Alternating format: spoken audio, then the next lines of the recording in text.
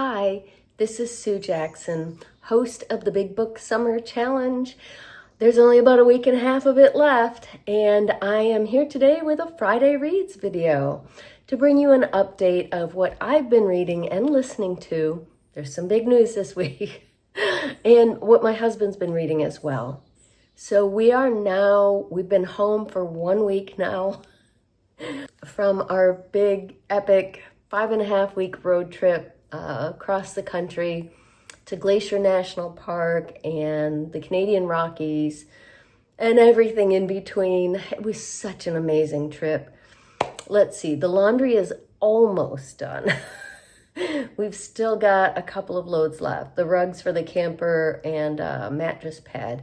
It hasn't been very nice outside, and both of those are gonna need to spend some time outside.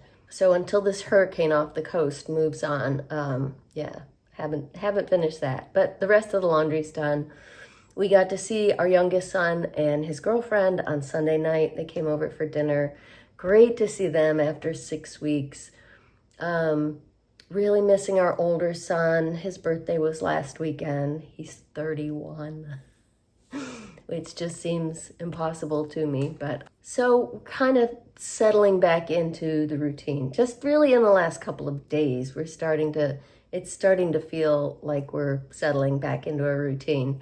I am very glad to have my couch back, my big couch that I can lie flat on at night when we watch TV. But otherwise, I miss just about everything. About camping and being on the road and seeing all those amazing places. And I'm trying to catch up on BookTube, but be patient with me because I'm way, way, way behind. I really didn't have time to watch any YouTube videos at all while we were gone, so I've got a lot of catching up to do. But I just recorded 2 tag videos, so I'm working on it. So right after I recorded last week, I finished reading Thunderhead by Neal Shusterman. This is book 2 in his Arc of a Scythe trilogy. Excellent. Neal Shusterman's one of my favorite authors. This is YA, so I was reading this for both Big Book Summer and for YA August, which is hosted by Suey's Book Banter and Books and Bocadillas. I just love Neal Shusterman. He is such an amazing writer. And he comes up with such great concepts. So this is a dystopian novel set about 200 years into the future where death has pretty much been eradicated. Science has gotten to the point where they can battle any illness or injury, usually immediately. Even when somebody gets killed, they call it deadish, and they take them to a recovery center, a revival center. So in this world, they found that death is still needed, both to maintain the population and also psychologically for humans. So even though many people live into their hundreds and you can get reset to a younger age whenever your body starts to wear out. I like that part. They have these people designated as scythes.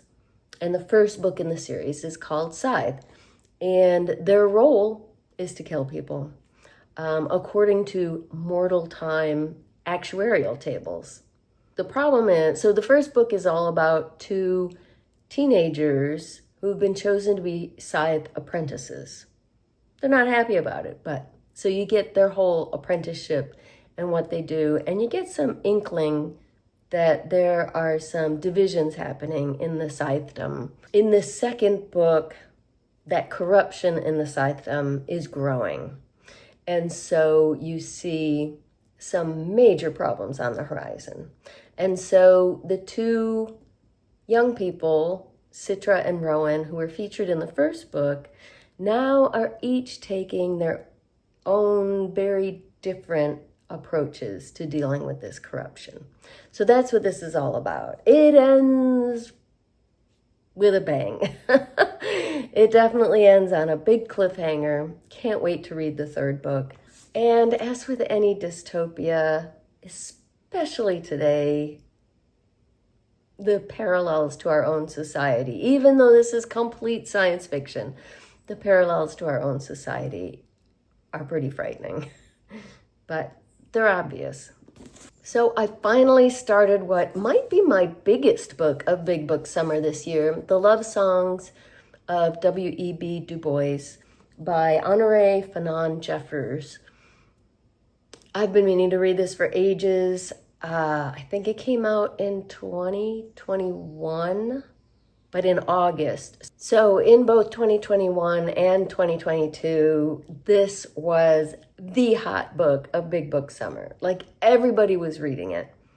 And it sounded amazing, but I never got to it. This is the story with me and new releases.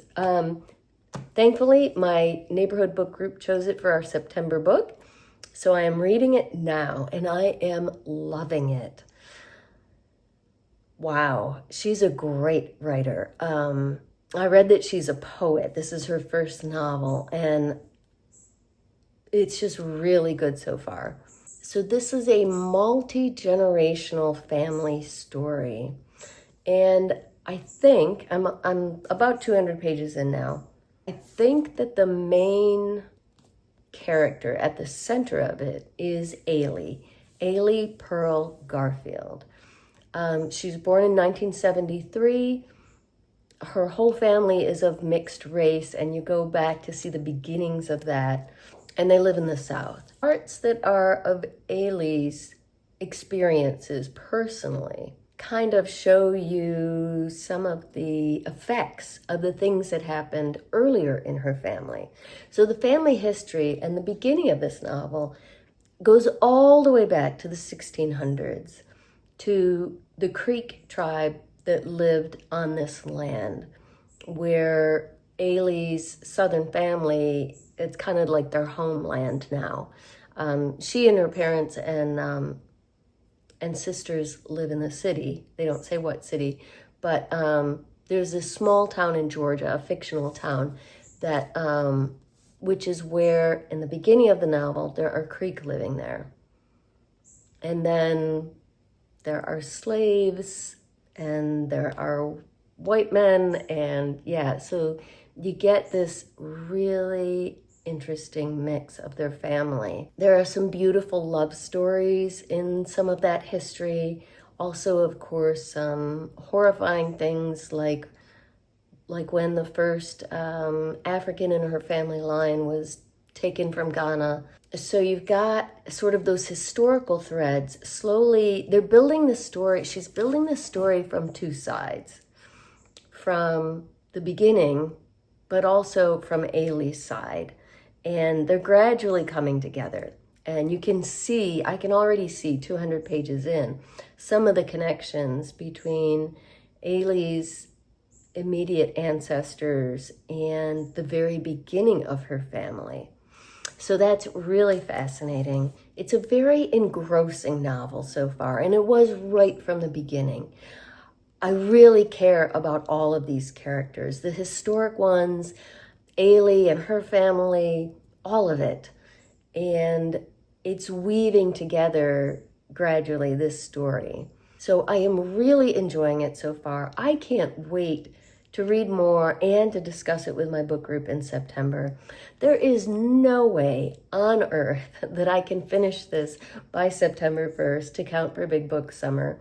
But I'm so glad I'm finally reading it. On audio, this is big news. I finally finished listening to The Brothers Karamazov by Fyodor Dostoevsky. I'll wait for your applause. I started it back in early June. Now, I didn't listen very much while we were away. It was rare that I had a chance to listen to audio by myself. Most of the time I was in the car with my husband. And as I explained in my July wrap-up last week, we listened to a lot of audiobooks together. Once in a while I was cooking, I'd put my earbud in. But for the most part, there was a big gap there. So it's not as bad as it sounds. But it is a very long, very dense novel with a lot of plot tangents. It's essentially a murder mystery and a courtroom drama, although the murder doesn't happen until like 2/3 of the way in. So there's a lot of character building. The reader knows right from the beginning that the brother who's accused of murder didn't do it. But the suspense comes in whether or not the court will find him guilty. And it's not a whole lot of suspense because there's a lot of foreshadowing.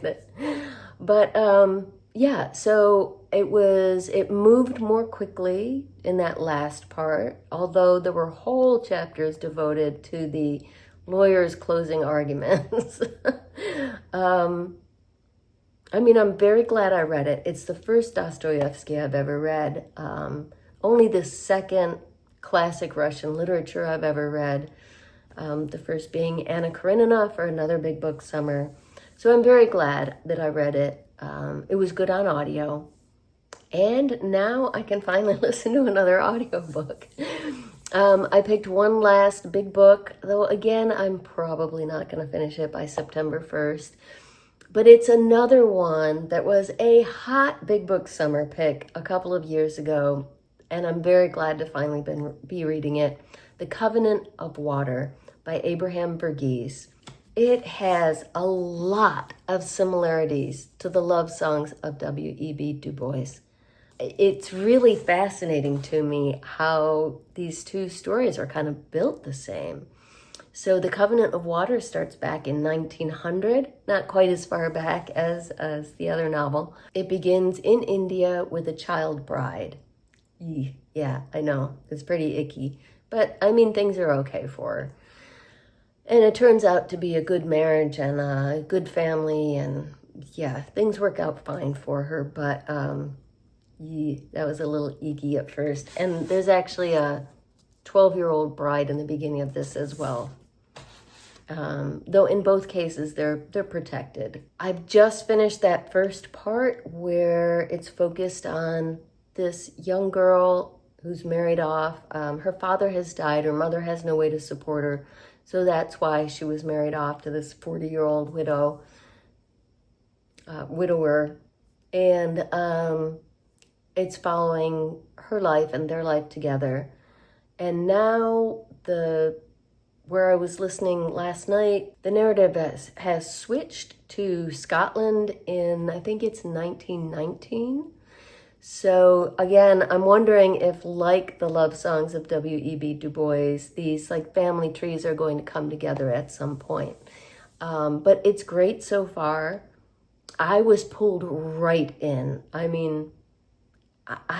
Because it's so long, I guess, I don't know. I had this preconception that it was going to be hard for me to get into. Not at all. I was just pulled right into the story. I really care about these characters and want to know what happens to them. And so far, it's great on audio. It's read by the author, something you don't often find with novels. So I'm enjoying that because you're getting it exactly the way he intended it. And I like that. So my summer book bingo, for the Thunderhead, I put that under science fiction. And for the Brothers Karamazov, I put that under classic. And again, I may not finish another book for Big Book Summer, or before the end of the summer for summer book bingo. But I'm not doing too badly. I knew it was my bingo card wouldn't be very full because of Big Book Summer. I read fewer books. We will hopefully finish an audio next weekend that I can put on here as well. And my husband finished The Road to Roswell by Connie Willis, one of my favorites from this spring.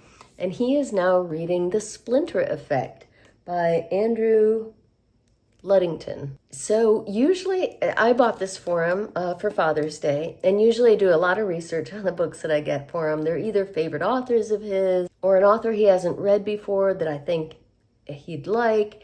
He reads a lot of thrillers and mysteries, but also some science fiction thrillers, which is what this is. This, though, I bought at the Northshire bookstore. Shout out to Northshire, which hosts Booktopia every spring. And I usually do a lot of shopping there for my husband and my son. And this was one I bought purely based on the shelf tag, recommended by one of the booksellers who I know their tastes are very similar to mine. And my husband has similar tastes as well. But yes, I do think I'm going to want to read this too. So yes, as you might have guessed by now, it is about time travel, one of my favorite topics in a book. And my husband likes that too. It's about a Smithsonian archaeologist who travels through time to visit historical sites when they were built or when they were in use. So apparently this guy 20 years ago lost an important artifact, and also the guy he was mentoring. And so I think it's all about that. Sounds great. I know the review on the shelf tag just said really fast-paced, suspenseful. So I thought my husband would like it, and I think I'll like it too. So that's what we're reading this week. I would love to hear what you're reading. Please let me know in the comments down below.